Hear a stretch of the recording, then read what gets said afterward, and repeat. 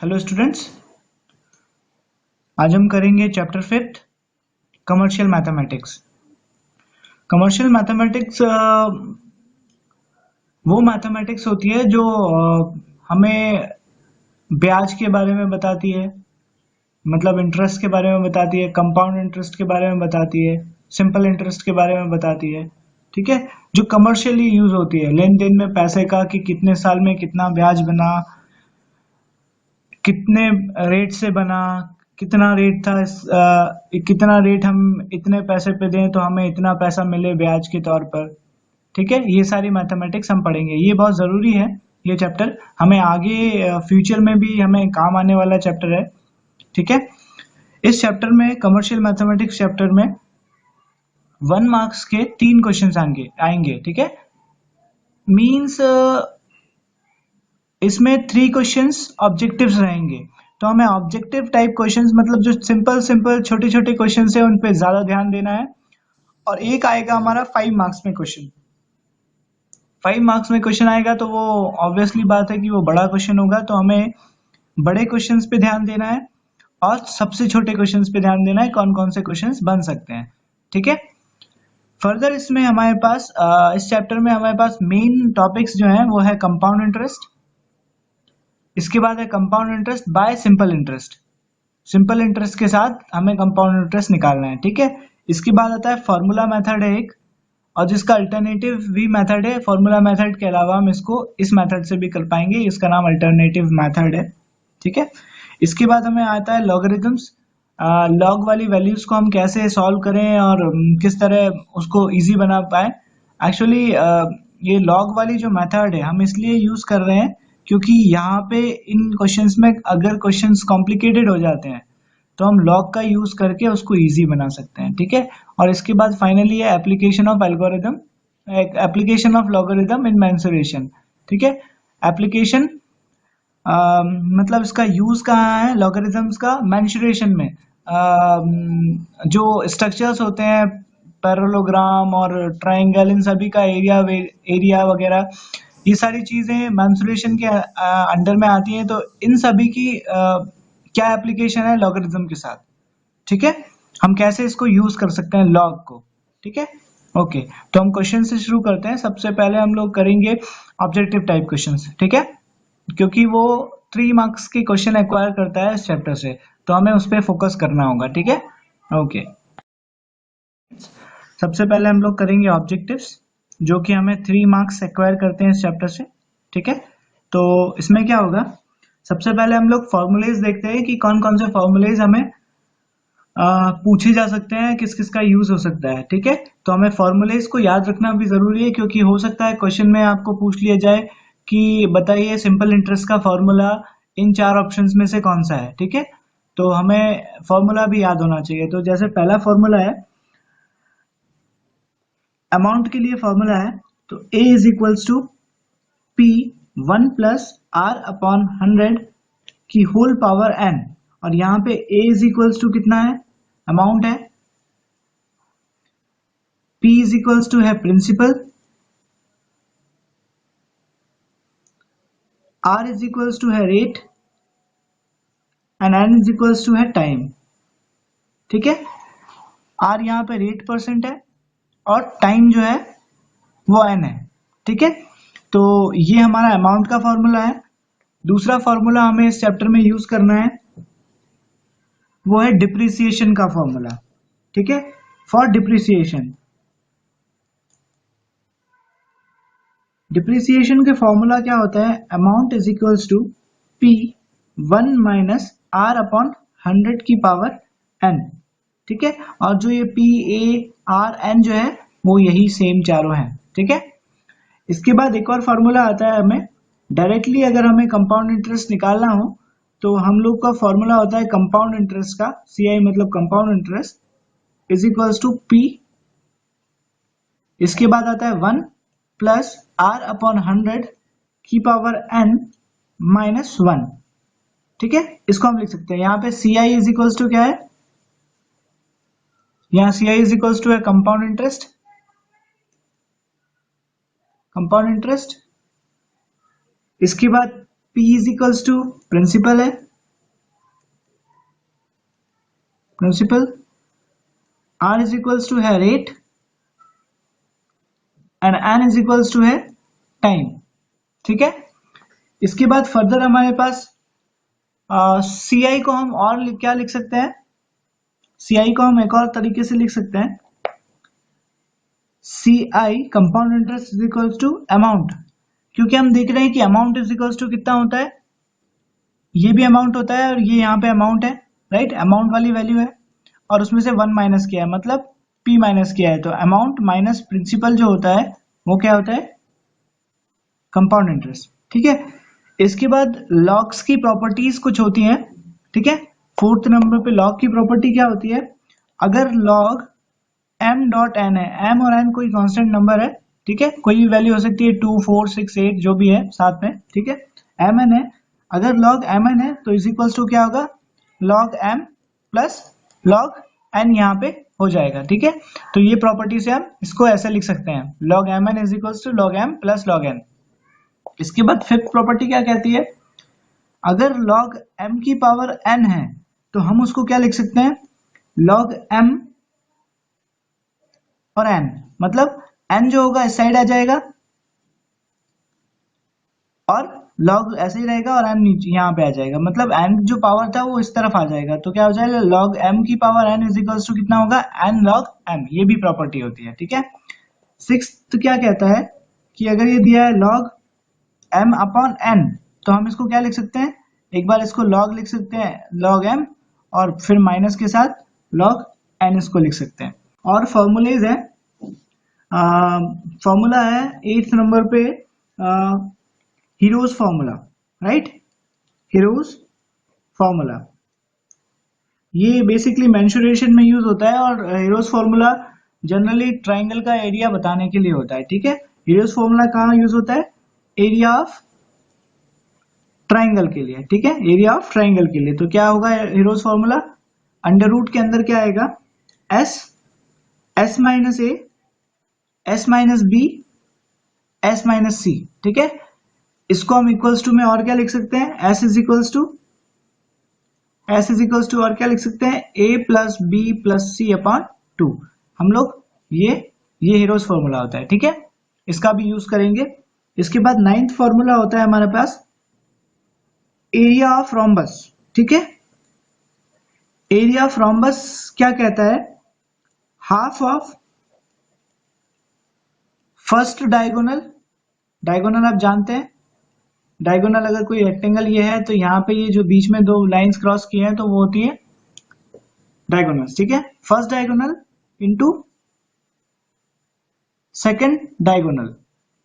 ठीक है, first diagonal, तो इसको क्या बोलेंगे, half of d1 into d2, right, ये हमारा क्या फॉर्मूला हुआ एरिया ऑफ रोम्बस के लिए।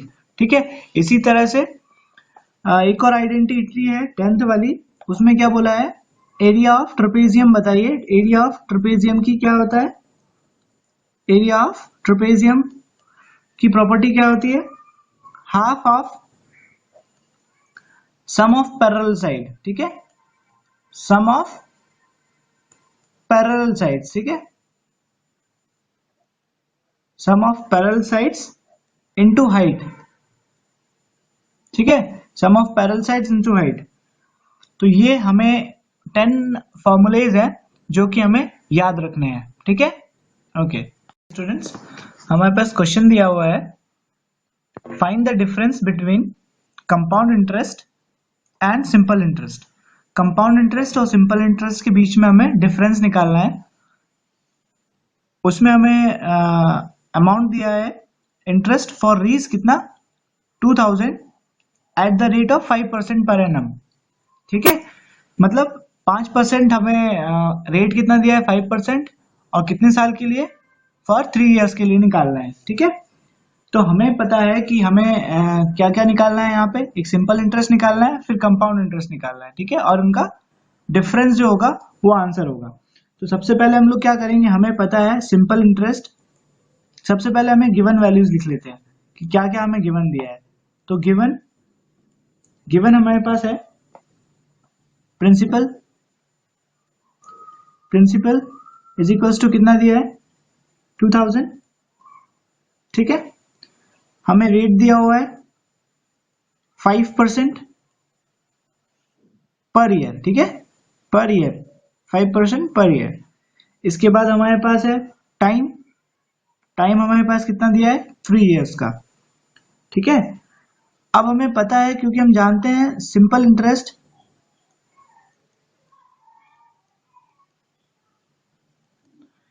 इंटरेस्ट इज इक्वल्स टू कितना होता है, P into R into T upon 100 होता है, ठीक है। तो हमें पता है कि ये P की वैल्यू रख देंगे यहाँ पे, R की वैल्यू यहाँ रख देंगे और टाइम की वैल्यू यहाँ रख देंगे अपॉन 100, तो हमें सिंपल इंटरेस्ट आसानी से मिल जाएगा। तो क्या हो जाएगा वैल्यूज 2000 इंटू रेट कितना है हमारे पास 5%, क्योंकि 5% है तो इसका मतलब ये है 5/100, ठीक है। तो 5, ठीक है, और अपॉन में 100 इंटू टाइम कितना है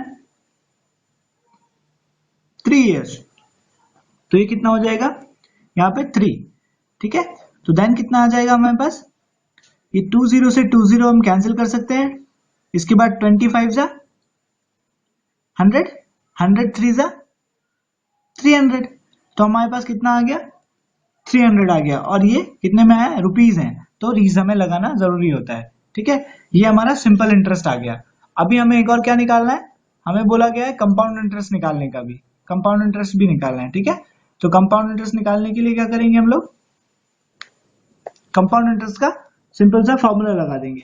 तो compound interest is equals to हमें पता होता है P1 प्लस R अपॉन 100 की पावर n माइनस P जो होता है सिंपल इंटरेस्ट का, कंपाउंड इंटरेस्ट का फॉर्मूला होता है, ठीक है। तो इनकी वैल्यूज भी हमें फर्दर पता है कि क्या क्या वैल्यूज हमें यूज हो रही हैं, तो इसको सॉल्व करते हैं। तो P की वैल्यू हमें पता है 2000 है, इसके बाद 1 प्लस R कितना है 5 दिया हुआ है अपॉन में 100, और की पावर n कितना दिया हुआ है हमें 3 दिया हुआ है, ठीक है, 3 एंड माइनस का P प्रिंसिपल हमें 2000 दिया हुआ है। तो इसको हम फर्दर जब सॉल्व करेंगे तो हमारे पास क्या मिलेगा, ये 2000 रहेगा, इसको हम सॉल्व करेंगे तो 5 1 जा 5, 5 20 जा 100 होता है, और इसके बाद ये कट गया, इसके बाद इस 20 को हम इससे मल्टीप्लाई करेंगे, मतलब एलसीएम लेना चाह रहे हैं हम लोग, तो एलसीएम आ गया 20, ठीक है। और जब इसका इससे देखेंगे तो 20 इंटू 1 मतलब यहाँ 20 प्लस यहाँ 20 तो था पहले से, तो 1 आ जाएगा यहाँ पे, ठीक है, और का होल क्यूब माइनस 2000, ठीक है। अब इसको फर्दर और सॉल्व करेंगे तो क्या आ जाएगा, यहाँ पे आ जाएगा 2000 और यहाँ पे 21/20, 20 प्लस 1 21/20, क्योंकि यहाँ 3 है तो हम इसको 3 टाइम्स लिख लेंगे, 21/20 इंटू 21/20, और यहाँ माइनस में 2000 हमारे पास है ऑलरेडी। अब इसको हम क्या कर सकते हैं, क्योंकि ये इनटू में है तो हम इसका 0 इस 0 से काट सकते हैं, इसका 0 इस 0 से काट सकते हैं, इसका 0 इस 0 से कैंसिल कर सकते हैं, ठीक है। और ये 2 जो है इसको हम इससे कैंसिल कर सकते हैं, तो हमारे पास क्या बचता है फाइनली, हमारे पास बचता है 21 इंटू 21 इंटू 21 अपॉन 4 माइनस का 2000, ठीक है। अब इसको और फर्दर हम सॉल्व कर सकते हैं, तो हमारे पास जब हमने इसको सॉल्व किया तो हमारे पास कितनी वैल्यूज आ गई, ये आया 9000, 21 इंटू 21 इंटू 21 कितना आया 9261, ठीक है, अपॉन में 4 माइनस 2000। इसको और फर्दर हम सॉल्व करेंगे एलसीएम लेने के बाद, या फिर इसको हम इससे डिवाइड कर दें तो हमारे पास क्या मिलेगा वैल्यूज, हमारे पास आएगा 2315.25, ठीक है, और इसको हम इससे माइनस कर दें, ठीक है, इसको हमने इसको कैंसिल किया, ठीक है, तो हमें पास क्या मिला 2315.25, इसके बाद माइनस ये कितना आया 2000, ठीक है, ये वाला। अब हमें दिख रहा है सिंपल हमें इसको इससे माइनस करना है, तो कितनी वैल्यूज आ गई हमारे पास 315.25, ये 2000 इससे माइनस हो गया तो इतना वैल्यू हमारे पास बचा है, कितना रीस 315.25, ठीक है। अब क्योंकि क्वेश्चन में हमें बोला गया था, क्वेश्चन में बोला था फाइंड द डिफरेंस, क्वेश्चन में हमें क्या बोला था, find the difference between compound interest and simple interest. तो कंपाउंड इंटरेस्ट में से हमें क्या करना है, माइनस सिंपल इंटरेस्ट माइनस करना है, ठीक है। तो हमें पता है, यहाँ पे हम करते हैं इसको सॉल्व। हमारे पास कंपाउंड इंटरेस्ट की वैल्यू है, हमारे पास कंपाउंड इंटरेस्ट कितना आया है, लेट्स सी। हमारे पास कंपाउंड इंटरेस्ट की वैल्यू है 135.25, ठीक है। 315.25 हमारे पास कंपाउंड इंटरेस्ट है, माइनस हमारे पास सिंपल इंटरेस्ट कितना है, सिंपल इंटरेस्ट है हमारे पास 300, ठीक है। तो इसमें से 300 माइनस कर दिया, ठीक। तो हमारे पास इसके बाद कितना आ गया आंसर, इनका डिफरेंस कितना आ गया, 15.25 ये डिफरेंस आ गया, ठीक है। तो ये आंसर हो गया, क्योंकि उसने क्या पूछा था हमसे, कंपाउंड इंटरेस्ट और सिंपल इंटरेस्ट का डिफरेंस पूछा था, ठीक है। तो हमने सबसे पहले सिंपल इंटरेस्ट निकाला, फिर कंपाउंड इंटरेस्ट निकाला, फिर कंपाउंड इंटरेस्ट में से सिंपल इंटरेस्ट को माइनस कर दिया, जो आया वो आंसर है। बहुत इजी है ना। Thank you. Hello students, next question है हमारे पास, a swing machine is available for rupees 1600 cash, मतलब उसकी कीमत है 1600 रुपए, और फॉर रीज 1200 मतलब 1200 रुपए कैश डाउन पेमेंट है, ठीक है। मतलब क्या कह रहा है कि 1200 रुपए अगर आप देंगे तो भी आपको मशीन मिल जाएगी कैश डाउन पेमेंट पे, है ना। है उसकी कीमत 1600, लेकिन अगर आप 1200 देंगे तो आपको मशीन मिल जाएगी, बाकी का पैसा आपको किश्तों में देना होगा। उसके लिए कंडीशन है and rupees 460 to be paid after 6 month, और जो बाकी का जो 460 रुपए बचता है वो आपको बाद में 6 महीने के बाद पे करना रहेगा, ठीक है। तो आपको फाइंड करना है कि आप रेट ऑफ परसेंट बताइए, 460 आप जो दे रहे हैं उसके हिसाब से रेट ऑफ परसेंट बताइए कि कितना परसेंट आपका रेट लग रहा है। तो सबसे पहले जो गिवन है हमारे पास, है ना, जो हमें गिवन दिया हुआ है वो हम लिखते हैं। गिवन है हमारे पास कैश प्राइस है, ठीक है, cash price of swing machine, cash price of swing machine कितनी है, रीस 1600 1600, है ना। और कैश डाउन पेमेंट कितना है, कैश डाउन पेमेंट हमारे पास है रीस 1200 1200 रुपए, ठीक है। अगर बैलेंस हम निकालें, बैलेंस ड्यू कितना बचता है, बैलेंस ड्यू अगर हम 1200 रुपए में लेते हो तो बैलेंस ड्यू कितना बचेगा, 1600 माइनस 1200 कितना होगा, 400, मतलब 400 रुपए बचता है, ठीक है। अब अमाउंट हमें पे कितना करना है, क्वेश्चन में दिया है कि आपको 6 महीने बाद 440 रुपए पे करना है, मतलब हमें रियलिटी में 400 रुपए बचा था, लेकिन 460 रुपए पे करना है, मतलब ये 60 रुपए जो है वो हमारा इंटरेस्ट आ रहा है, ब्याज आ रहा है, ठीक है। तो अभी क्या करें हम लोग, हम पहले निकालते हैं कि कितना, क्वेश्चन के हिसाब से हम क्या करेंगे, अमाउंट टू बी पेड, क्योंकि हमें लिखना पड़ेगा ये सब कैसे हमारा 460 बचा है यहाँ पे, है ना। Amount to be paid after 6 month, ठीक है। 6 मंथ पे कितना 460 पे करना है ना। तो balance due, sorry, amount paid after 6 month minus balance due, उसको माइनस करना पड़ेगा। तो इंटरेस्ट किसका देना पड़ेगा, इंटरेस्ट कितना रुपीस होगा, 460, रीस 460 माइनस रीस 400 कितना आया, ये हमारा 60 बच गया, 460 में से 400 गया है तो 60 रुपीज, तो 60 रुपीज का हमें इंटरेस्ट देना पड़ेगा, ठीक है। तो अब हमारे पास फॉर्मूला होता है रेट ऑफ इंटरेस्ट का, रेट ऑफ इंटरेस्ट का, ठीक है। रेट ऑफ इंटरेस्ट का फॉर्मूला क्या आ जाएगा, interest into 100 upon principal into 1/2, ठीक है। ये 1/2 क्यों लिख रहे हैं हम लोग, क्योंकि उसने 6 महीने का दिया है, इसलिए 6 महीना हम इसको, मतलब ये टाइम है हमारा, ठीक है। हाफ ऑफ होता है ना, 6 मंथ दिया है तो इसको 1/2 कर लिया, क्योंकि ये होता कितना है वैसे 1/12, 12 महीने का लिया तो 12 हो जाएगा, लेकिन ये अभी कितना है 1/2, क्योंकि 6 मंथ के लिए बोला है उसने, ठीक है। अभी नेक्स्ट क्या करना है, इसमें वैल्यूज पुट करना है जो जो हमारे पास है। इंटरेस्ट कितना आया हमारे पास 60 रुपीज, 100 प्रिंसिपल हमारे पास ऑलरेडी दिया हुआ है, प्रिंसिपल कितना बन जाएगा 400 इंटू 1/2, राइट। तो इसको हम फर्दर सॉल्व करेंगे तो कितना आ जाएगा, जीरो से ये दोनों जीरो कैंसिल हो गए, ठीक है, 4 1 जा 4, इससे जब हम कैंसिल करेंगे तो कितना आ जाएगा हमारा 4 1 जा 4, 4 1 जा 4 और 4 5 जा 60, ठीक है, 4 1 जा 4 और 4 5 जा 20, ठीक है, ये हो गया। तो कितना आ गया 15/1/2 है ना, तो ये 2 ऊपर जाएगा तो क्या हो जाएगा 15 इंटू 2, तो कितना आ जाएगा 30, तो कितना है ये 30% रेट ऑफ इंटरेस्ट है ना, ये परसेंट, तो रेट ऑफ इंटरेस्ट क्या आ गया, तो हमारा rate of interest equals to आ गया 30%, दैट इज द आंसर, ठीक है, बहुत इजी क्वेश्चन है ना।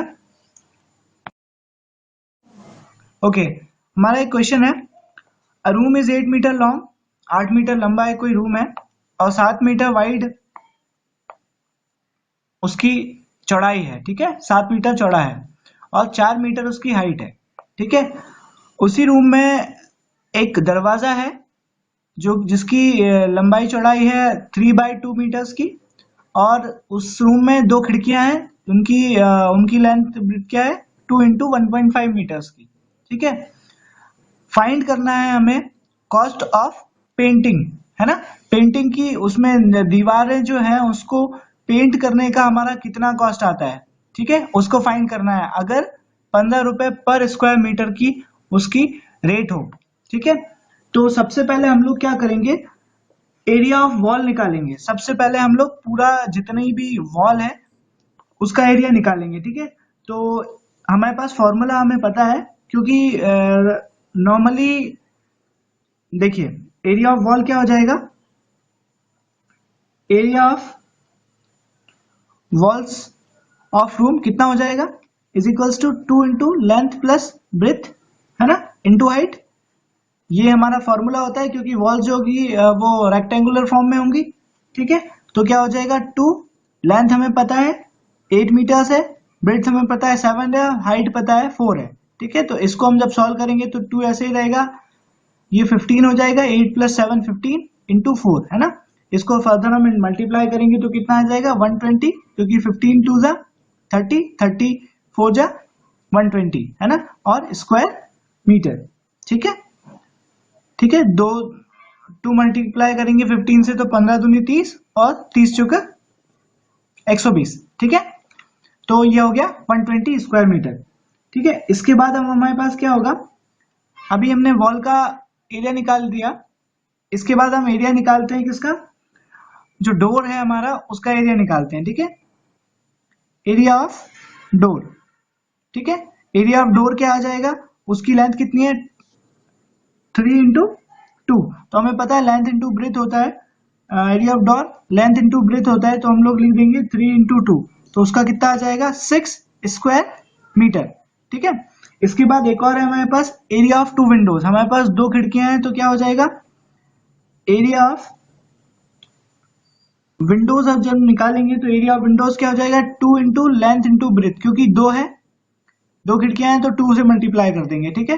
तो 2 इंटू लेंथ प्लस ब्रेथ मतलब 2 इंटू 0.5, है ना, 2 इंटू 1.5 ये हो गया, तो इज इक्वल्स टू कितना आ जाएगा 2, और ये 2 इंटू 1.5 कितना हो जाएगा 3, ठीक है। तो इसका कितना आ जाएगा 6 स्क्वायर मीटर। अब हमें पता है कि ये दोनों एरिया को अगर हम इसमें से माइनस कर दें वॉल के एरिया में से, तो क्योंकि दीवारों के बीच में ही ये डोर होगा और ये खिड़कियां होंगी, तो ये एरिया हमें माइनस करना पड़ेगा दीवार में से, वॉल में से, ठीक है। तो इन दोनों को प्लस करके हम इसमें से माइनस कर देंगे, तो हमारी एग्जैक्ट जो दीवार बची है जिसपे पेंट करना है वो आ जाएगी। तो कैसे होगा, so area of walls to be painted, है ना, area of walls to be painted कितनी हो जाएंगी, हमारे पास टोटल एरिया था 120 स्क्वायर मीटर वॉल का, तो 120 है ना स्क्वायर मीटर, माइनस करेंगे इन दोनों को, ये 6 square metre plus 6 square metre, ठीक है। तो ये कितना हो जाएगा, ये 120 रहेगा square metre minus 12 square metre, ठीक है, 12 स्क्वायर मीटर। अभी क्या हो जाएगा, 120 में से 12 गया तो हमारे पास कितना बचेगा, 108 स्क्वायर मीटर। मतलब इतनी दीवार पे हमें पेंट करना है, ठीक है। तो अब फाइनली हमें कॉस्ट हमें दी हुई है, रेट ऑफ पेंटिंग कितना दिया है, 15 पर स्क्वायर मीटर। तो सिंपली हमें क्या करना है, इसका मल्टीप्लाई 108 से करना है। क्यों करना है, क्योंकि 108 स्क्वायर मीटर है और 1 स्क्वायर मीटर में 15 रुपए लगा रहा है वो, ठीक है। तो कॉस्ट क्या आ जाएगा, इसलिए cost to paint the wall क्या हो जाएगा, rate of painting into area, ठीक है। तो अब हमें क्या मिल जाएगा, रेट ऑफ पेंटिंग कितना है 15 और एरिया कितना है 108। तो ये कितना हो जाएगा, इसको जब मल्टीप्लाई करेंगे इससे तो कितना आ जाएगा 1520, है ना, ये 1520 आ गया, ठीक है। तो ये किस में आया, रीज में आया, तो हमारे 1520 रुपए इसमें खर्च होंगे इसको वॉल को पेंट करवाने में। क्लियर है, okay, this is the answer, thank you students. Next question है हमारे पास, find the area of triangle by using Heron's formula. हमने हीरोज फॉर्मूला स्टार्टिंग में देखा था, ट्राइंगल का एरिया निकालना है हीरोज फॉर्मूला यूज करते हुए, जब हमें क्या दिए हैं, साइड्स दी हुई हैं ट्राइंगल की, ठीक है। एक साइड ये है, एक साइड ये है, एक साइड ये है, तीनों साइड्स की ट्राइंगल की साइड्स दी हैं। तो सॉल्यूशन में क्या होगा, हम सबसे पहले गिवन लिखेंगे, गिवन में हमें जो कुछ दिया है, हमें तीनों साइड्स दिए हैं, तो क्या लिखेंगे, साइड्स ऑफ ट्राइंगल क्या है, ए इज इक्वल टू कितना दिया है 45 मीटर, क्योंकि एक साइड ए ले लेते हैं, एक साइड बी हो जाएगी, तो बी इज इक्वल्स टू हमें दिया है, B is equals to 57 metre और सी इज इक्वल्स टू हमें दिया है 63 मीटर, ठीक है, तीनों साइड दे दिया। अभी हमें पता है, क्योंकि हम जानते हैं एस इज इक्वल्स टू, क्योंकि हीरोज फॉर्मूला में ये होता है, S is equals to A plus B plus C upon 2 होता है ना। तो इज इक्वल्स टू हम क्या लिख सकते हैं, A is equals to 45 plus 57 plus 63 upon 2। तो ये कितना हो जाएगा, इसको सम करेंगे तो 5 3 10, 10 और 5 15, 15 का 5 कैरी 1, यहाँ पे एक बच गया, तो 6 और 1 7, और 7 और 5 कितना होता है 12, 12 और 4 16, ठीक है, 165 अपॉन में 2 आ जाएगा। तो इसकी अगर इसको सॉल्व करेंगे तो कैंसिल किया तो 8 आ गया, देन इसको कैंसिल किया तो 2 2 4, 1 बचेगा, तो 2 5 10, यहाँ पॉइंट लगाने के बाद 0 बढ़ गया, 2 5 10, तो कितना आ गया 82.5, ठीक है। अब हम हीरोज फॉर्मूला लगाएंगे, है ना, क्योंकि एस हमें चाहिए था। अभी क्या हो जाएगा, एरिया ऑफ ट्राइंगल क्या हो जाएगा, एरिया ऑफ ट्राइंगल क्या हो जाएगा, हमें पता है by Heron's formula, S minus A S minus B. तो area of triangle A is equals to कितना दिया हुआ है हमें, इसकी हम एस की वैल्यू रख दें, ए की वैल्यू रख दें यहाँ पे, और बी एस बी यहाँ पे बी की वैल्यू रखें, यहाँ पे सी की, तो क्या हो जाएगा, अंडर रूट के अंदर हमें वैल्यूज मिलेंगी 82.5 यहाँ से, फिर 82.5 माइनस ए की वैल्यू 45 है, ठीक है। इसी तरह से 82.5 माइनस बी की वैल्यू हमारे पास है 57, और यहाँ पे हमारे पास एस की वैल्यू 82.5 है और माइनस सी की वैल्यू है 63, ठीक है, ये हमने लिखा। अभी हम क्या कर रहे हैं, अब हम यहाँ पे लॉग ले रहे हैं, ठीक है, या तो अभी लॉग ले लेते हैं यही डायरेक्ट, या फिर इसको थोड़ा सा और सिंप्लीफाई कर लेते हैं। इसको क्या लिखें हम, A is equals to under root को हम क्या लिख सकते हैं, अंडर रूट को हम लिख सकते हैं 82.5 माइनस 45, देन होगा ये 82.5 माइनस 57, देन ये होगा 82.5 माइनस 63, और इसको हम क्या कर सकते हैं, इसका अपन इसको हम होल में क्या लिख सकते हैं, हम इसको होल में लिख सकते हैं 1/2, ठीक है, 1/2 हम यहाँ लिख लेंगे। उसका 1/2 का होल में लिखना मतलब रूट का होना, ठीक है। देन अब क्या करेंगे हम लोग, अब ये देखिए कि ये 1/2 होल में है या फिर रूट जब था हमारे पास यहाँ पे, तो ये आसान नहीं था कि हम रूट से वैल्यूज को बाहर ले जा पाए, ठीक है। तो कैलकुलेशंस बहुत बड़ा हो जाएगा और कॉम्प्लिकेटेड हो जाएगा, नॉर्मली सॉल्व नहीं होगा। तो हम लोग क्या कर रहे हैं, इसी वजह से हम लोग क्या ले रहे हैं, लॉग ले रहे हैं, ठीक है। यहाँ पे हम लॉग ए ले लिया, तो इधर भी लॉग ए हो जाएगा। जब लॉग ए इधर होगा तो ये लॉग आ गया, ठीक है। और अंदर क्या बचा, 82.5। इसको जब हम माइनस कर रहे हैं, ठीक है, तो हमारे पास क्या बचेगा, अंदर क्या बचेगा, 37.5, ठीक है। इसके बाद यहाँ पे इसको जब माइनस कर रहे हैं तो हमारे पास क्या बचा, 25.5, ठीक है। इसके बाद हमारे पास क्या बचा, 19.5, ठीक है। तो ये कितना आ गया, 1/2, ठीक है। अब फर्दर हम लोग क्या कर सकते हैं, ये बड़ा वाला ब्रैकेट, ठीक है। अब हम लोग फर्दर क्या कर सकते हैं, इसको हम लोग जब लॉग लगाया है तो लॉग जब इस तरफ आएगा तो क्या हो जाएगा, ये अपॉन में आ जाएगा। तो कैसे होगा, log a is equals to हम क्या लिख सकते हैं, ये जो 1/2 है प्रॉपर्टी से log m की पावर n, ये n है, तो log m की पावर n मतलब क्या होता है, हमें फॉर्मूला जानते हैं, log m की power n is equals to क्या बोला था, हम क्या लिखा था हमने, log m n log m, ये हमें आइडेंटिटी जानते हैं, log m की power n is equals to n log m, हम प्रॉपर्टी जानते हैं, ठीक है। तो इसलिए हम लोग क्या लिख रहे हैं, जो n है यहाँ पे 1/2 उसको हम यहाँ लिख लेंगे और ये हो जाएगा log, और इसको हम m लिख लेंगे, वापस से पूरा ऐसे लिख लेंगे। तो 82.5 और ब्रैकेट में लिखे इंटू करके लिख लें, बात एक होगी, इंटू 25.5 इंटू 19.5। अब आसानी ये हो गई कि हम लोग का ये जो 1/2 वाला और रूट से बाहर लेने की वैल्यू थी, ये प्रॉब्लम हमारी सॉल्व हो गई लॉग लेने की वजह से, ठीक है। अब हमारे पास क्या हो गया, log a is equals to, देखिए जब हम इसको लॉग को अंदर भी यूज कर रहे हैं, ठीक है, तो ये क्या हो जाता है, प्रॉपर्टीज के हिसाब से लॉग जब अंदर मल्टीप्लाई होगा इन सभी के साथ, तो लॉग का हो जाएगा 82.5, ठीक है, plus log 37.5 plus log 25.5 plus log 19.5, ठीक है। ये लॉग की प्रॉपर्टीज के साथ हो सकता है, ठीक है। तो अब क्या करेंगे, ये हमने शुरू में प्रॉपर्टीज में इस चीज को देखा भी है, ठीक है। इसके बाद क्या करेंगे, ये log a है, log a is equals to 1/2 log 82.5, ठीक है। अब ये log 82.5 की वैल्यू हम टेबल से देखेंगे, हमारे बुक के जो पीछे जो टेबल्स है ना, वहां से हम log की वैल्यूज देखेंगे। तो log 82.5 की हमें वैल्यूज मिलती है 1.9165, ठीक है। log 37.5 की हमें वैल्यू मिलती है 1.5740।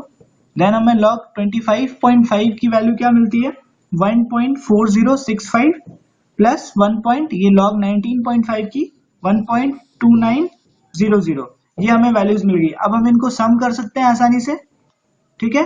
तो ये हो जाएगा log a is equals to 1/2, इन सभी को हमने जब सम किया तो हमारे पास क्या वैल्यू आई, 6.187, ठीक है। इन सभी को हमने ऐड किया, ये वाली वैल्यूज को, तो हमारे पास 6.187 आ गई, ठीक है। तो ये क्या हो जाएगा, log a is equals to 1/2, ठीक है। अब इसका फर्दर हम डिवाइड कर सकते हैं वैसे, है ना, तो ये हो जाएगा 6.187, इसको हम ऐसे लिख सकते हैं, ये क्या हो जाएगा, log a is equals to, अब इसको इससे डिवाइड किया तो 2 3 12, ठीक है, सॉरी 2 1 2, है ना, 2 3 6, इसको कैंसिल किया तो 2 1 2, 2 3 6, ठीक है, पॉइंट 2 9 18, लेकिन हमने क्योंकि दोनों को एक साथ नहीं ले सकते, तो 2 9 18 के पहले 0, ठीक है, और ये 7 था, तो क्या आ जाएगा हमारे पास 3 एंड देन 5, ठीक है, 3.0935, ठीक है, ये आया। अब ये जो वैल्यू है कितना आ गया, 3.0935, इसको हम फर्दरली क्या लिख सकते हैं, इसको हम फर्दर क्या कर सकते हैं, अब ये तो अभी log टेबल्स के साथ आया। हमारे जो मैथ्स की बुक में लॉग टेबल्स जो दिए हैं उससे हमने पहले लॉग निकाला, देन इसका एंटी लॉग निकालेंगे। जब भी लॉग को हम इस तरफ ले जाते हैं तो वो क्या हो जाता है, एंटी लॉग में बदल जाता है। तो क्या हो जाएगा, इसलिए a is equals to anti log क्या आ जाएगा 3.0935। ठीक है, जब इसको हम चेक करेंगे तो हमारे पास क्या वैल्यू मिलेगी 1.240 इंटू 10⁻³ जो कि इक्वल कितना होता है 1240। ठीक है, इतना होता है। तो फाइनली हमारे पास क्या आंसर आया 1240। ठीक है, सो हम क्या लिख सकते हैं, सो एरिया ऑफ